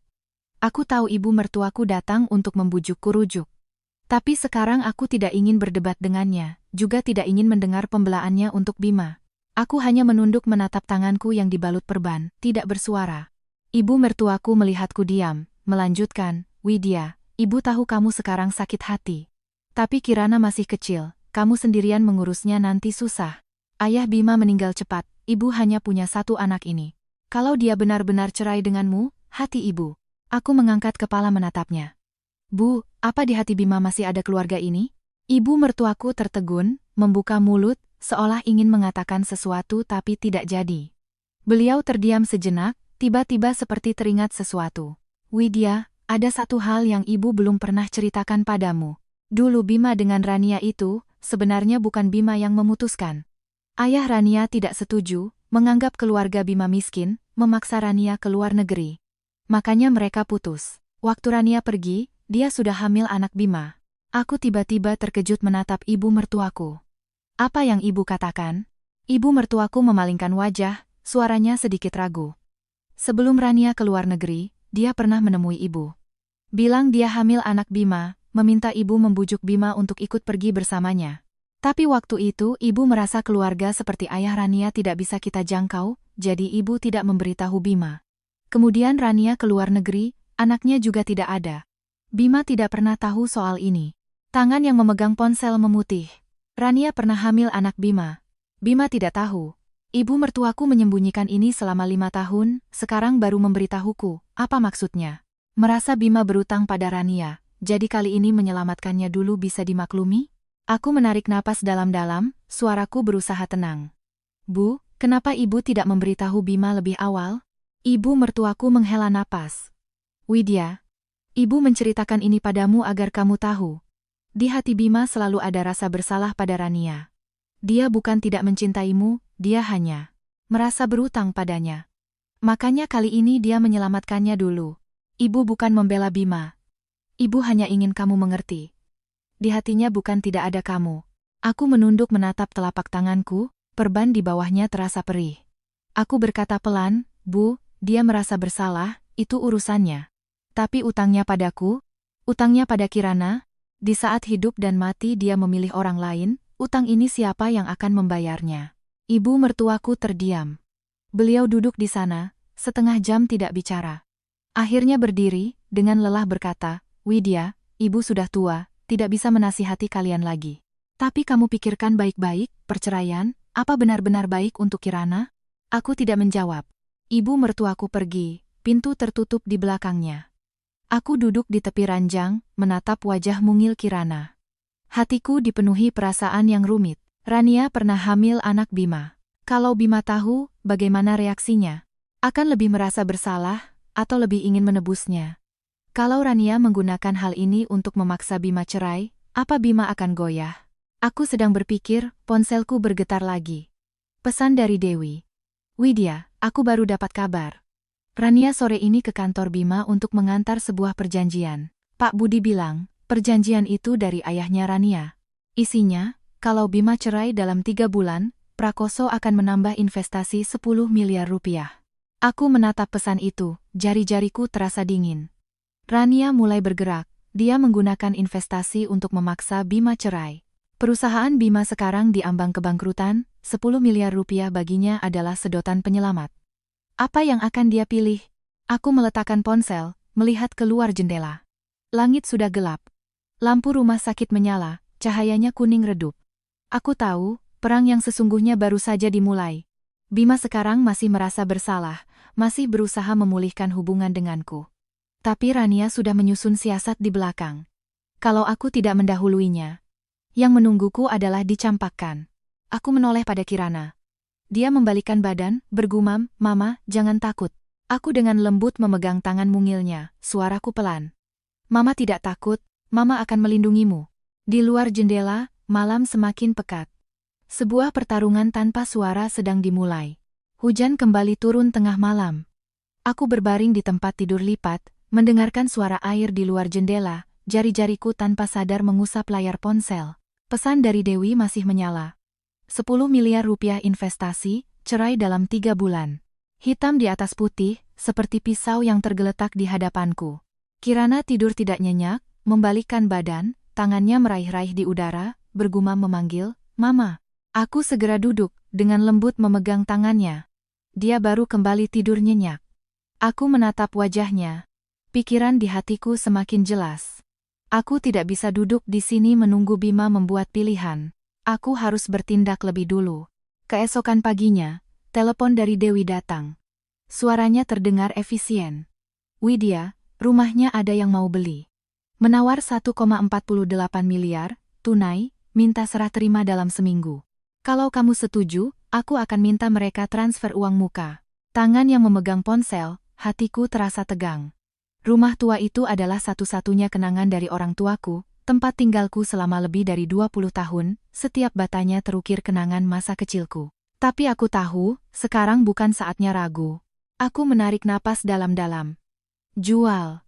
Di seberang sana, Dewi terdiam sejenak, seolah tidak menyangka aku akan begitu tegas. Kemudian berkata, "Baik. Aku yang urus." "Oh ya, kemarin aku minta asistenku memeriksa data perusahaan Bima, menemukan sesuatu yang menarik. Prakoso selain memegang 35% saham, juga secara pribadi memberikan 2 kali pinjaman talangan kepada perusahaan, total 16 miliar rupiah, jatuh tempo bulan September tahun ini. Artinya, kalau Bima tidak bisa mengembalikan uang ini sebelum akhir September, Prakoso berhak mengajukan permohonan pembekuan rekening perusahaan." Aku tertegun. "Kalau begitu Bima sekarang gemben tidak punya 10 miliar rupiah." "Tidak punya. Uang tunai di rekening sudah lama ditarik. Pak Budi bilang sebagian besar uangnya ditransfer ke sebuah perusahaan cangkang bernama Sinar Gemilang Trading. Dan direktur utama Sinar Gemilang Trading adalah keponakan jauh Prakoso. Bima mungkin sama sekali tidak tahu. Dia kira Prakoso sedang membantunya, padahal sebenarnya sedang sedikit demi sedikit mengosongkan perusahaannya." Tangan yang memegang ponsel sedikit gemetar. Bima mengira ayah Rania adalah investor penyelamat, tapi tidak tahu pihak lain sedang menggali lubang untuknya. Tapi kebenaran ini, kalau aku beritahu Bima sekarang, apa dia akan percaya? Dia mungkin akan mengira aku sedang mengadu domba. Aku sedang berpikir, pintu kamar didorong terbuka. Bima berdiri di ambang pintu, membawa sekantong sarapan, wajahnya tampak lelah karena tidak tidur semalaman. Dia melihatku memegang ponsel, matanya berkedip. "Kamu sudah bangun?" "Aku belikan bubur." "Kirana bagaimana?" "Masih demam." Aku tidak menjawab pertanyaannya, hanya menatapnya, suaraku tenang. "Bima, perusahaanmu baru-baru ini kesulitan dana, kan?" Gerakan Bima jelas menegang. Dia meletakkan sarapan di meja, menghindari tatapanku. "Kamu dengar dari siapa?" "Tidak ada apa-apa. Kamu istirahat saja, jangan pikirkan hal-hal ini." Aku menatap punggungnya, hatiku tiba-tiba merasa sangat sedih. Dia sampai sekarang masih menyembunyikannya dariku. Di matanya, aku selalu seorang ibu rumah tangga yang tidak tahu apa-apa, hanya perlu dilindungi, diatur, tidak perlu tahu kebenarannya. Aku menunduk, tidak bertanya lebih lanjut. Tapi aku tahu, ada hal-hal yang meskipun kukatakan, dia tidak akan mendengarkannya. Sore harinya, Kirana bangun. Semangatnya sudah lebih baik. Minta menggambar. Aku ke pos perawat meminjam kertas dan pensil. Saat kembali, di sudut lorong aku mendengar 2 perawat berbisik. Satu berkata, Mbak Rania di kamar VIP itu sore ini menangis lagi. Temannya bilang dia terjebak dahan pohon hampir tenggelam, trauma berat, malam tidak bisa tidur. Suara lain menyambung, iya, kan? Aku lihat pacarnya setiap hari datang menemani. Sore ini malah bawa pengacara, entah membicarakan apa. Langkahku terhenti. Pengacara? Rania membawa pengacara ke rumah sakit. Apa yang sedang dia persiapkan? Aku berpura-pura tidak terjadi apa-apa kembali ke kamar, tapi hatiku bergejolak. Rania tidak mungkin tanpa alasan mencari pengacara. Dia entah sedang mempersiapkan penandatanganan perjanjian investasi dengan Bima, atau mempersiapkan hal lain. Aku sedang berpikir, ponselku bergetar. Sebuah nomor tidak dikenal mengirim pesan singkat. Bu Widya, saya Pak Budi. Ada satu hal yang sudah saya pikirkan lama, akhirnya saya putuskan untuk memberitahu Anda. Rumah yang kalian tinggali bulan lalu sudah digadaikan ke bank. Nilai gadainya 6 miliar rupiah. Dia tidak berani memberitahu Anda, tapi saya rasa Anda berhak tahu. Jangan bilang pada Pak Bima ini dari saya. Aku menatap pesan singkat itu, jari-jariku terasa dingin. Rumah itu, Bima dulu memilihnya bersamaku. Uang mukanya menghabiskan semua tabungan kami. Aku bahkan menggunakan maharku untuk renovasi. Sekarang dia bilang gadai ya gadai, tanpa memberitahuku sepatah kata pun. Aku duduk di tepi ranjang, menatap langit yang perlahan gelap di luar jendela. Hatiku seperti ada sesuatu yang sedikit demi sedikit hancur. Aku selalu mengira di antara kami hanya perasaan yang memudar, setidaknya dia masih menjaga keluarga ini. Tapi ternyata, dia sudah lama menghancurkan keluarga ini, hanya saja aku tidak pernah tahu. Aku memegang ponsel, buku jariku memutih. Rania menggunakan 10 miliar rupiah untuk memaksanya cerai. Prakoso menggunakan utang 16 miliar rupiah untuk menjerat perusahaannya. Dan Bima sendirian berjuang di antara dua tekanan, tapi tidak mau memberitahuku sepatah kata pun. Dia bukan melindungiku, dia hanya tidak pernah menganggapku sebagai orang yang bisa berdiri di sampingnya. Aku memejamkan mata, menarik napas dalam-dalam. Karena dia tidak mau bicara, maka aku akan menyelidikinya sendiri. Aku mengambil ponsel, mengirim pesan ke Dewi. Dewi, aku minta tolong selidiki satu hal lagi. Catatan gadai semua properti atas nama Bima, termasuk yang sebelum menikah. Dewi cepat membalas. Oke. Besok pagi aku langsung selidiki. Widya, kamu baik-baik saja? Aku mengetik beberapa kata, lalu menghapusnya. Akhirnya hanya membalas 2 kata, baik-baik saja. Di luar jendela hujan masih turun. Aku tahu, saat hujan ini berhenti, semua antara aku dan Bima juga harus berakhir. Keesokan paginya, pesan dari Dewi datang tepat waktu.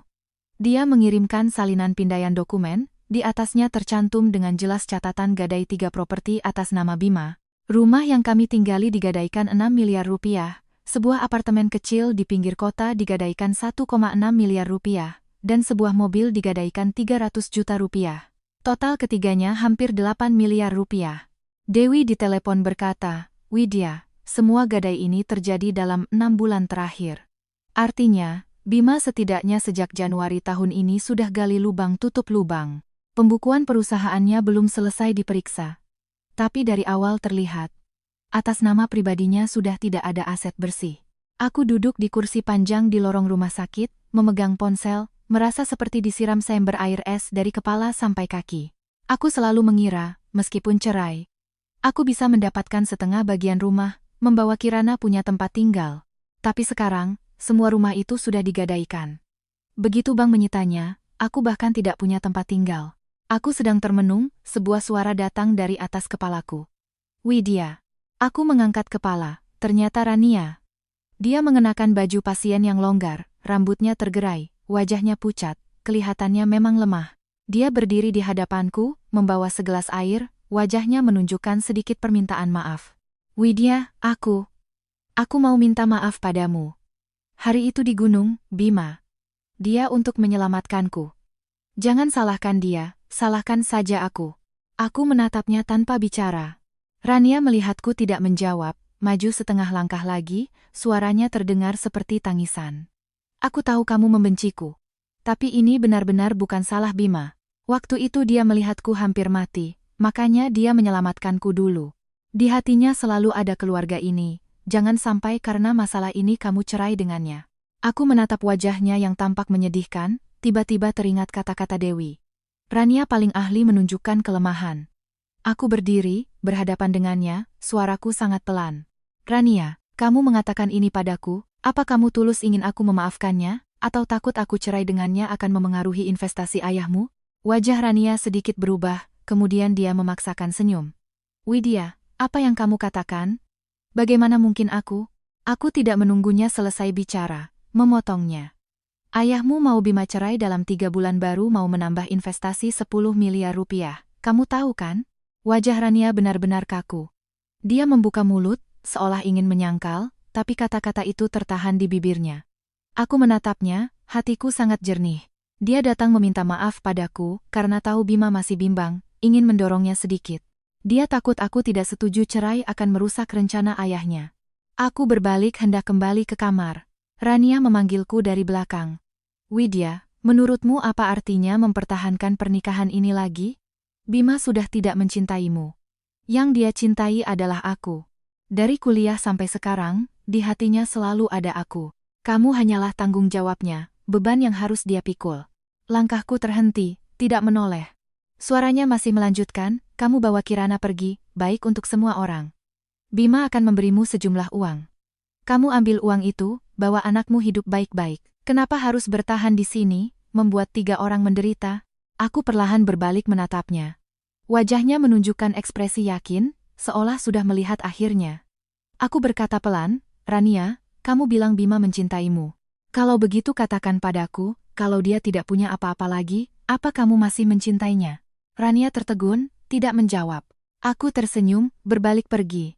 Di belakangku terdengar suaranya yang sedikit panik. Apa maksudmu? Widya, berhenti. Aku tidak berhenti. Kembali ke kamar, Kirana sudah bangun, sedang menggambar di tempat tidur. Dia melihatku masuk, mengangkat kertas gambarnya. Mama, lihat. Ini kamu, ini aku, ini Papa. Papa di sana, jauh dari kita. Aku melihat 3 orang kecil di kertas gambar itu. Papa digambar di sudut, terpisah dari aku dan Kirana oleh sebuah sungai besar. Hatiku terasa perih. Aku berjalan mendekat, memeluknya. Kirana, kalau Papa tidak bisa tinggal bersama kita lagi, apa kamu akan sedih? Kirana memiringkan kepala berpikir sejenak. Ada Mama, aku tidak takut. Mataku langsung panas. Aku memeluknya, dengan lembut berkata, baik. Kalau begitu kita berdua akan hidup baik-baik. Saat itu, ponselku bergetar lagi.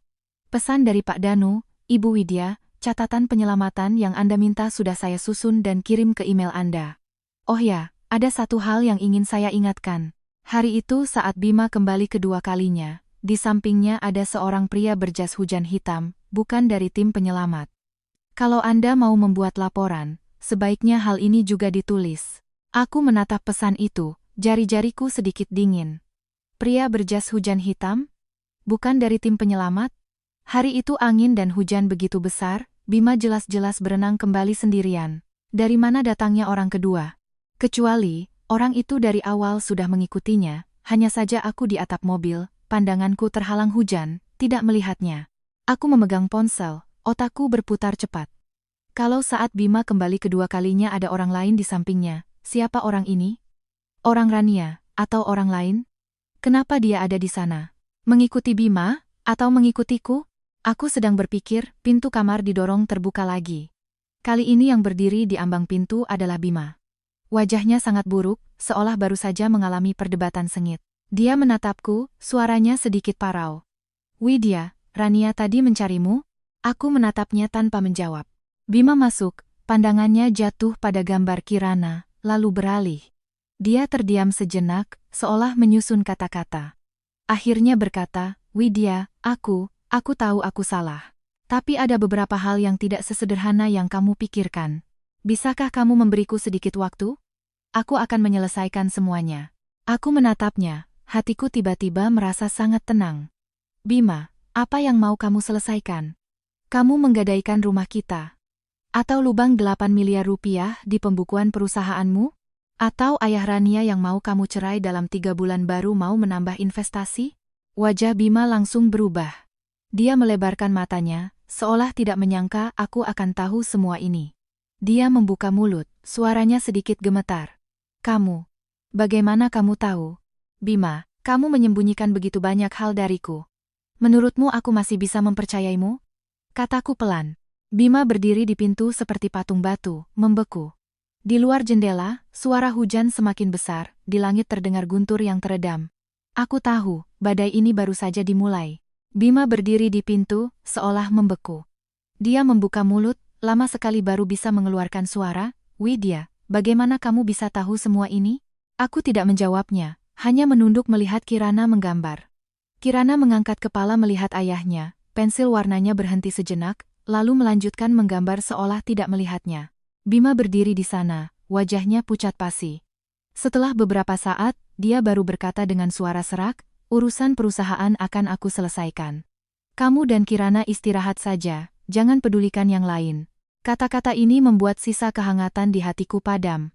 Jangan pedulikan, katanya, sama seperti 5 tahun terakhir ini. Cicilan rumah, biaya sekolah Kirana, tagihan listrik dan air, dia selalu mengatasinya dengan satu kalimat, kamu jangan pedulikan. Aku mengurusinya selama 5 tahun, hingga di matanya itu menjadi hal yang wajar. Bima, aku bukan mau mengurusi urusanmu. Aku mau cerai denganmu, kataku. Dia tiba-tiba mengangkat kepala, seolah baru saja ditampar. Apa katamu? Cerai, kataku. Suaraku datar. Hari itu di atap mobil, kamu memilih Rania. Aku tidak menyalahkanmu, sungguh.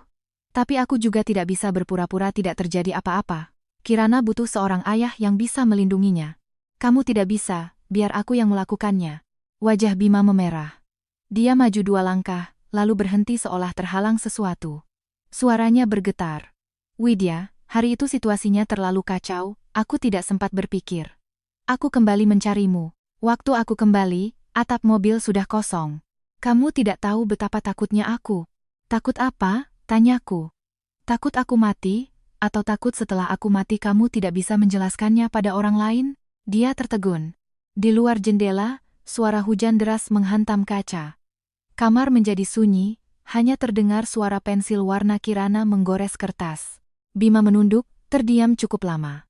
Akhirnya berkata, Widya, beri aku satu kesempatan. Aku akan menyelesaikan urusan perusahaan, dan akan putus hubungan dengan Rania. Apapun yang kamu minta akan kulakukan, asalkan jangan cerai. Aku menatap wajah itu, wajah yang kulihat selama 5 tahun, begitu akrab seperti bagian dari diriku sendiri. Tapi saat ini, dia berdiri di hadapanku, aku merasa seperti terpisah oleh sebuah sungai. Sungai yang sama, seperti di gambar Kirana. Bima, aku tidak butuh kamu melakukan apa-apa. Tanda tangani surat cerai, berikan hak asuh Kirana padaku, rumah itu untukku. Aku akan menganggap 5 tahun ini sebagai sebuah mimpi. Rumah? Bima mengerutkan kening. Rumah itu kita beli bersama, uang mukanya dari warisan ayahku. Kamu ingat? Potongku. 5 tahun lalu, ayahku sakit parah, meninggalkan 120 juta rupiah untukku. Kamu bilang mau beli rumah untuk menikah, aku memberikan semua uang itu. Cicilannya memang kamu yang bayar, tapi uang muka dan renovasinya dari aku. Wajah Bima memucat. Dia mungkin tidak pernah berpikir aku akan menghitung ini. Dia terdiam sejenak, soal rumah bisa kita bicarakan. Tapi soal cerai, biarkan aku berpikir lagi. Pikirkanlah pelan-pelan, kataku. Aku tidak buru-buru. Lagi pula Dewi sudah mulai mempersiapkannya. Mendengar nama Dewi, mata Bima berkedip. Dia sepertinya ingin mengatakan sesuatu tapi menelannya kembali. Akhirnya dia berbalik dan berjalan keluar dari kamar, pintu tertutup pelan di belakangnya. Aku menatap pintu itu, hatiku tidak sedih, hanya ada ketenangan yang aneh. Seperti akhirnya meletakkan batu yang sudah lama membebani. Keesokan siangnya, Dewi datang. Dia membawa setumpuk dokumen tebal dan sebuah bukti transfer bank. Dia duduk di kursi di samping tempat tidur, membuka dokumen, menunjuk salah satu halaman. Lubang 8 miliar rupiah di pembukuan perusahaan Bima, bukan karena kerugian operasional, tapi dialihkan oleh Prakoso dengan dalih pinjaman. Ini petunjuk dari Pak Budi. Aku menelusuri aliran dana 3 bulan sebelumnya, menemukan Prakoso merekayasa pembukuan perusahaan, memecah sejumlah uang proyek menjadi belasan transfer kecil, dan mentransfernya ke sebuah rekening pribadi. Rekening itu milik Rania. Aku menatap dokumen itu, ujung jariku terasa dingin. Jadi, Rania bilang Bima berutang budi pada ayahnya, sebenarnya Prakoso dari awal sudah membuat jebakan. Dewi mengangguk. Bima mungkin tidak tahu semuanya, tapi dia pasti tahu pembukuan perusahaannya bermasalah. Dia tidak berani cerai, Sebagian besar karena takut Prakoso menarik investasi dan perusahaan bangkrut. Dia kira selama mempertahankan pernikahan di permukaan, dia bisa mengulur waktu. Hatiku terasa dingin. Ternyata rasa bersalah Bima hanyalah pilihan setelah menimbang untung rugi.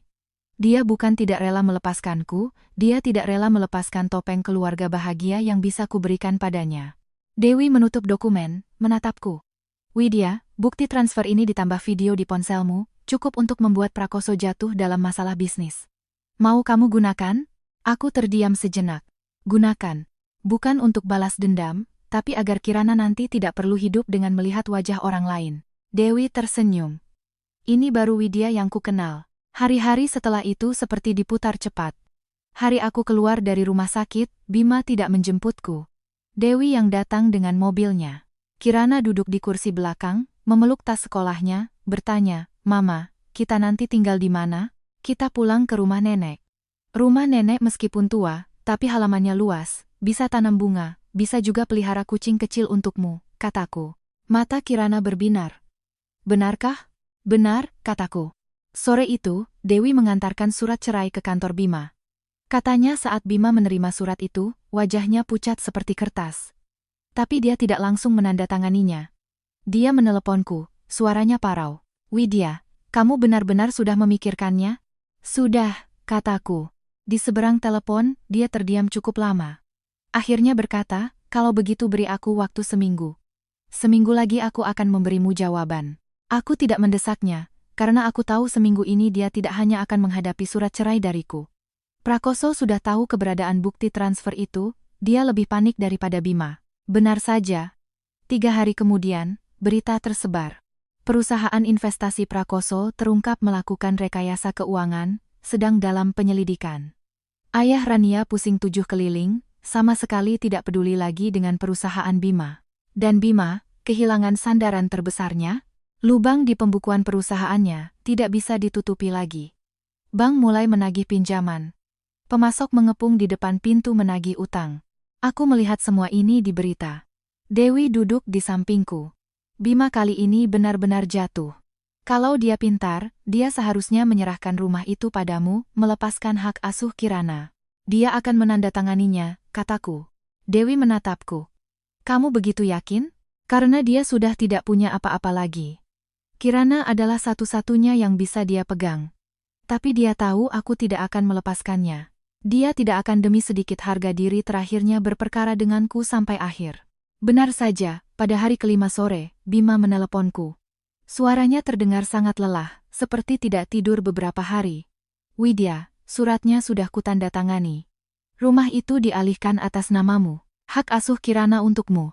Urusan perusahaan akan kuselesaikan, kamu tidak usah peduli." Aku mendengarkan suaranya di seberang telepon, hatiku tidak merasakan apa-apa. "Baik. Kalau begitu kita bertemu di kantor catatan sipil."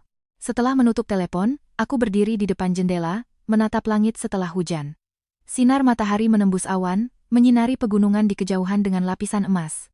Kirana berlari memeluk kakiku, mendongak bertanya, "Mama, kapan kita ke rumah nenek?" Aku berjongkok, memeluknya, menempelkan pipiku di pipinya. "Besok kita pergi." Hari perceraian, di depan kantor catatan sipil, Bima berdiri di bawah tangga menungguku. Dia kurus sekali, dagunya ditumbuhi janggut tipis, matanya bengkak. Dia melihatku mendekat, bibirnya bergerak, seolah ingin mengatakan sesuatu, tapi akhirnya hanya berkata, "Kamu datang." Aku mengangguk. "Ayo." Prosesnya cepat. Setelah menandatangani, petugas memberikan kami akta cerai. Aku memegang buku merah marun itu, hatiku tidak sedih tidak senang. Bima berdiri di pintu, sepertinya masih ingin mengatakan sesuatu, tapi akhirnya hanya menghela napas. "Widya, maafkan aku. 3 tahun ini, berapa kali kamu bilang maaf pada Kirana?" kataku. Dia tertegun. Aku tidak menatapnya lagi, berbalik menuju mobil Dewi yang menunggu di pinggir jalan. Mobil melaju cukup jauh. Dari kaca spion aku melihat Bima masih berdiri di tempatnya, seperti pohon yang ditiup angin hingga miring. Setelah cerai, aku menjual rumah peninggalan ibuku, ditambah uang hasil penjualan rumah dari Bima, aku membuka sebuah toko buku anak-anak kecil di timur kota. Tokonya tidak besar, tapi sinar mataharinya cukup. Aku menempelkan gambar-gambar Kirana di dinding, masing-masing dibingkai dengan rapi. Hari pembukaan, Dewi mengirimkan sebuah pot tanaman hias. "Selamat, Bu Bos Widya. Aku tersenyum. Jangan panggil aku bos. Aku hanya tukang cerita untuk anak-anak. Bisnis toko buku perlahan membaik. Setiap hari aku membacakan buku cerita untuk anak-anak, mengajari mereka menggambar, akhir pekan mengadakan acara orang tua dan anak. Kirana sepulang sekolah duduk di belakang meja kasir mengerjakan PR. Kadang-kadang membantuku merapikan rak buku. Dia lebih ceria dari sebelumnya, tidak lagi seperti setelah bencana itu, sering menangis dan terbangun tengah malam. Suatu malam, dia berbaring di tempat tidur, tiba-tiba bertanya, "Mama, apa papa akan datang menemuiku lagi?" Aku duduk di tepi ranjang, mengelus rambutnya. "Kamu mau bertemu dengannya?" Kirana berpikir sejenak. "Mau. Tapi mama, aku tidak mau papa membawamu pergi." Hatiku terasa perih, aku memeluknya. "Tidak akan. Mama tidak akan kemana-mana, di sini menemanimu." Kirana mengangguk di pelukanku, lalu tertidur. Aku menatap wajahnya yang tertidur. Cahaya bulan di luar jendela jenghau menyinari depan tempat tidur, seolah melapisi seluruh dunia dengan lapisan putih yang lembut. Saat toko buku sudah berjalan setahun, suatu sore aku sedang merapikan rak buku, mendengar lonceng angin di pintu berbunyi. Aku menoleh, melihat Bima berdiri di ambang pintu. Dia mengenakan kemeja bersih, rambutnya dipotong pendek, seluruh penampilannya lebih segar daripada saat bercerai. Dia membawa sebuah kantong kertas, berdiri di dekat pintu, tampak sedikit canggung. "Kirana ada?" tanyanya. "Di halaman belakang sedang mengerjakan PR," jawabku. "Kamu mencarinya?" Dia mengangguk, lalu menggeleng. Ragu-ragu sejenak, aku membelikannya satu set pensil warna, dan beberapa buku. "Tolong berikan ini padanya." Aku tidak menerimanya, malah bergeser sedikit. "Berikan sendiri padanya, dia di halaman belakang." Bima tertegun, seolah tidak menyangka aku akan berkata begitu. Dia ragu sejenak, membawa kantong kertas itu ke halaman belakang. Aku mendengar Kirana memanggilnya papa dengan pelan, lalu hening sejenak. Aku berdiri di belakang rak buku, melalui jendela melihat ke halaman belakang. Bima berjongkok di depan Kirana, mengeluarkan pensil warna satu persatu, dan menunjukkannya padanya. Kirana awalnya sedikit kaku, tapi segera menunjuk salah satunya. "Warna ini bagus, bisa untuk menggambar pelangi." Bima tersenyum. "Kalau begitu lain kali papa belikan lagi." Aku melihat pemandangan itu, hatiku tidak ada benci, tidak ada penyesalan, hanya ada ketenangan yang sangat tipis. Seperti setelah berjalan jauh, akhirnya berdiri di tepi pantai yang tenang. Malam itu, Kirana memeluk pensil warna barunya, dengan gembira menunjukkan gambar yang dibuatnya. Di gambar itu ada matahari besar, di bawahnya berdiri dua orang, seorang anak kecil menggandeng tangan orang dewasa. Di sampingnya tertulis Mama dan Kirana. Aku mengelus kepalanya. "Gambarnya bagus sekali." Kirana mendongak menatapku.